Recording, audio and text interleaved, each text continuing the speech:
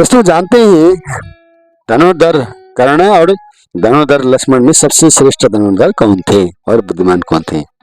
दोस्तों रामायण में लक्ष्मण जी भगवान राम के छोटे भाई और महाभारत में कर्ण पांडवों के सबसे बड़े भाई थे। महाभारत और रामायण काल में एक युग का अंतर है और दोनों कालों में परिस्थितियां बिल्कुल अलग अलग थी।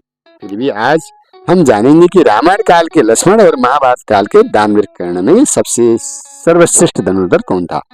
तथ्यों के आधार पर ये वीडियो बहुत ही इंटरेस्टिंग और रोचक होने वाली है। आप देख रहे हैं यादव 40 आलोक चैनल और आपको हमारे चैनल को सब्सक्राइब और अवश्य करें और बेल आइकन दबाना ना भूलें। दोस्तों लक्ष्मण एक श्रेष्ठ योद्धा थे और कर्ण की तुलना में बुद्धिमान और बेहतर थे।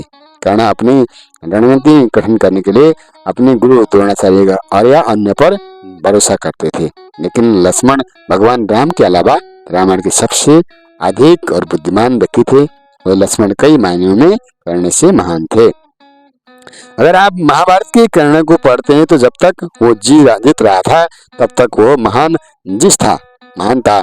जिस क्षण वो पहली बार पीटने लगा, हारने लगा, तो दौड़ता हुआ या मदद लेता हुआ, यहाँ तक कि उसने दुर्योधन के 20 भाइयों द्वारा भी भीम से बचाया गया था, जो इस दिन उसकी रक्षा करते हुए मर गए थे। कर्ण सर्वथा से पहले ही हट जाता था। वही लक्ष्मण भी अत्यंत कठोर और जिद्दी थे। वही पीछे हटने में विश्वास नहीं रखते थे। ये शब्द लक्ष्मण की शब्दकोश में नहीं था कि वो पीछे हटे। भगवान राम ने रोक दिया था, अन्यथा उसने पहले ही मुठभेड़ में मेघनाद का खेल खत्म कर देते। लेकिन भगवान राम ने उन्हें उच्च आदेश दिया था कि वो ब्रह्मास्त्र जैसे भयंकर और विनाशकारी अस्त्रों को उपयोग न करें, जबकि ये घटोत्कच ने कर्ण को असहाय बना दिया था।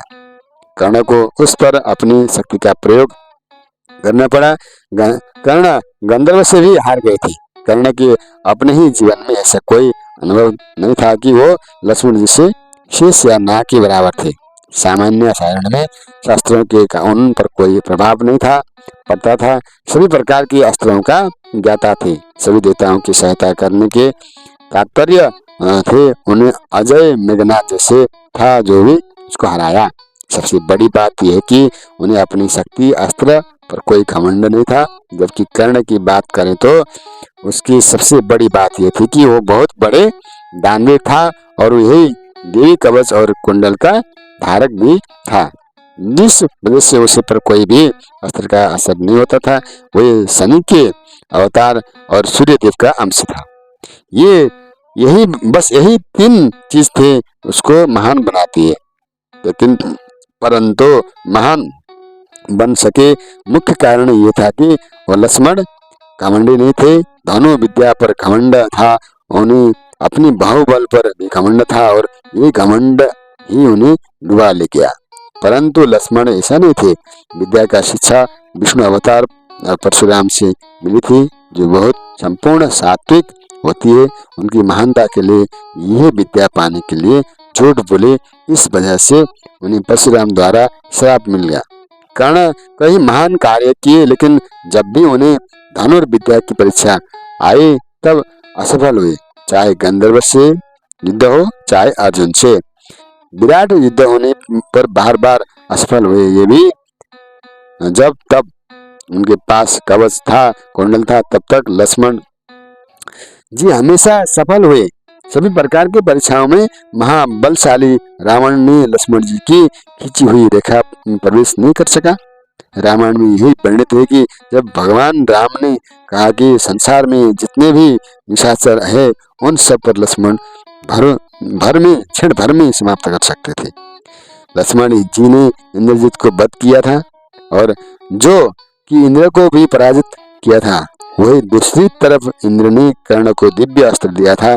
लक्ष्मण जी को कर्ण जैसे सर्वश्रेष्ठ होने कोई लालसा नहीं थी, जिस कारण वो व्यर्थ युद्धों से दूर रहे। जबकि कर्ण अपनी शक्ति का प्रदर्शन भी किए। लक्ष्मण जी को तीनों अस्त्रों का द्वारा प्रयोग करने से मना कर दिया था, जबकि पास्त्र और बमा सुदर्शन अस्त्र भी ये उनका ब्रह्मास्त्र और सुदर्शन अस्त्र भी इनका महान और शक्ति को दर्शाता है, जबकि कर्ण अस्त्रों की बल पर सर्वश्रेष्ठ होने का दम रखते थे। तो दोस्तों लक्ष्मण भी जी और कर्ण का कोई तुलना नहीं हो सकता है, क्योंकि लक्ष्मण जी परम योगी और सच्चे भक्त थे, एक सच्चे तपस्वी भी थे।